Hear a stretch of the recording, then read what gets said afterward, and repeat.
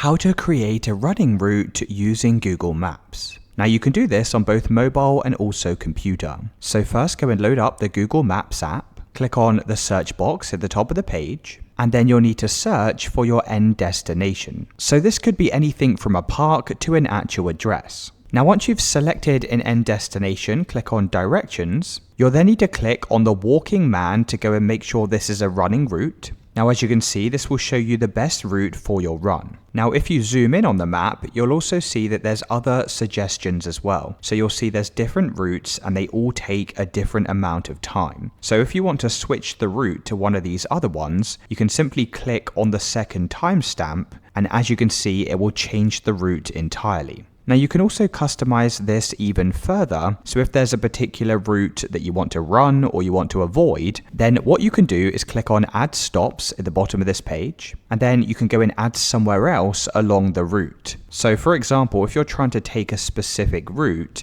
you can go and add another stop in the middle of the route. Now this will recalculate the journey, and it will also recalculate the route like this. Now you can add as many stops as you want, so this gives you more flexibility when trying to customize a specific route. So once you've added all of your stops and you've selected your preferred route, you can go and press Start. And that's how to create your own running route on Google Maps.